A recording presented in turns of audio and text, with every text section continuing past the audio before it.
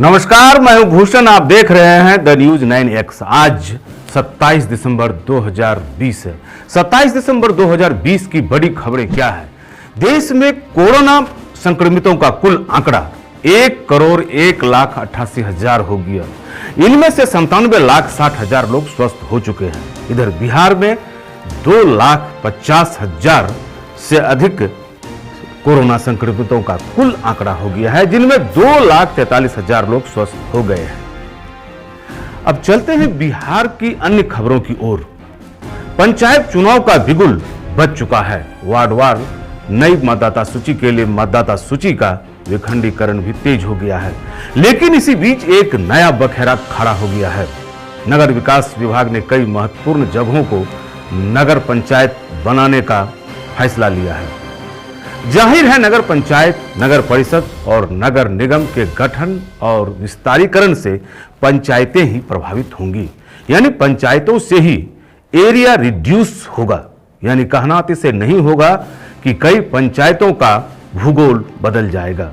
सूत्र बताते हैं कि इन पंचायतों की संख्या 194 के करीब है। इन पंचायतों के लिए अलग से वोटर लिस्ट भी बनेंगे। इधर पंचायत राज विभाग के अपर सचिव अमृत लाल मीणा ने जिलों से रिपोर्ट मांगा है। कुर्सेला फारबिसगंज हाईवे पर मरहा के पास एक साइकिल पर सवार 2 बच्चों को ट्रक ने कुचल डाला। दोनों बच्चे अपने गांव मरहा से जन वितरण प्रणाली की दुकान केरोसिन तेल लाने जा रहे थे। दूसरी ओर पूर्णिया जिले के सिंघारापट्टी के पास एक ऑटो दुर्घटनाग्रस्त हो गई। इस दुर्घटना में हरनहा गांव के एक व्यक्ति की मौत हो गई, जबकि उसकी पत्नी गंभीर रूप से घायल हो गई। जमीन कारोबारी युवक जेया अहमद की अपराधियों ने गोलियों से हत्या कर दी। वारदात पटना की है। मृतक युवक मूल रूप से घग्घा घाट का रहने वाला था।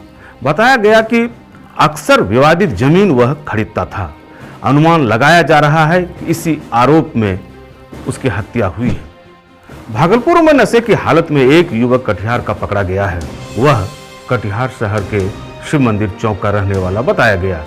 उस युवक के साथ 2 अन्य युवक भी गिरफ्तार हुए हैं, जिनमें एक राजस्थान का है और दूसरा भागलपुर जिले का। ये तीनों युवक एक ही कार पर सवार होकर भागलपुर जा रहे थे। वाहन चेकिंग के दौरान ये लोग पकड़े गए। तीनों नशे की हालत में बताए जा रहे हैं। ये लोग जिस कार से यात्रा कर रहे थे वह कार भी जब्त कर लिया गया है। गोपालगंज के बड़ी देवरिया में पुलिस और सीओ के ऊपर वहां के स्थानीय लोगों ने जानलेवा हमला कर दिया।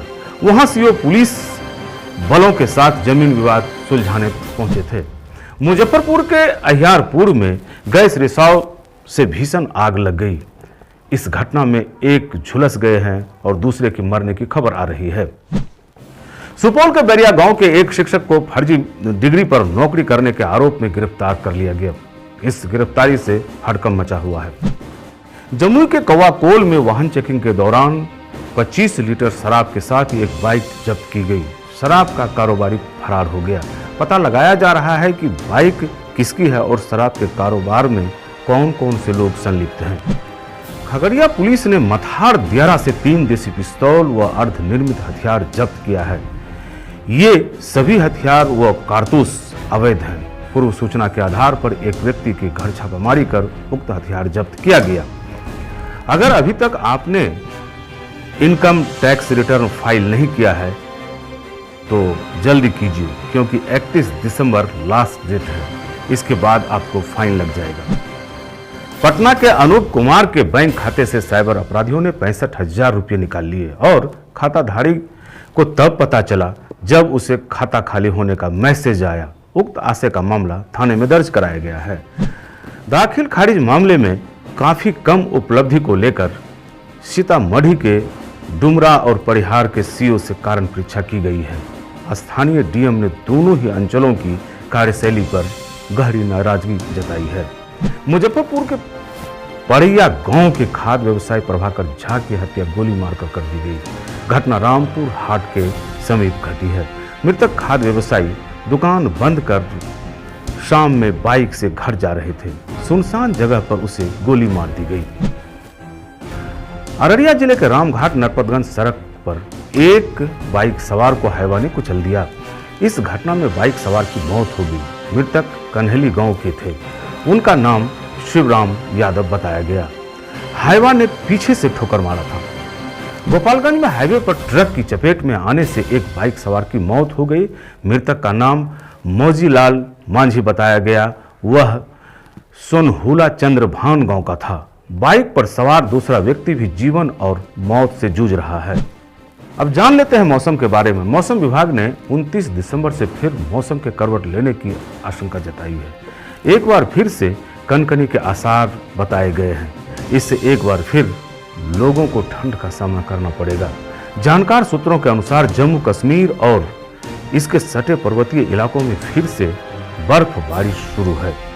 इसका काफी ज्यादा असर बिहार के मैदानी भागों में होगा। इस आधार पर माना जा रहा है कि आने वाला नया साल 2021 का पहला सप्ताह काफी सर्द भरा रहेगा। ये थी बिहार और बिहार से जुड़ी महत्वपूर्ण खबरें कैसी लगी अपना सुझाव कमेंट बॉक्स में दें। अगर आप हमारा ये वीडियो फेसबुक पेज के माध्यम से देख रहे हैं तो फेसबुक पेज लाइक करें। अगर आप हमारा ये वीडियो यूट्यूब पर देख रहे हैं तो YouTube channel the news 9 subscribe करें।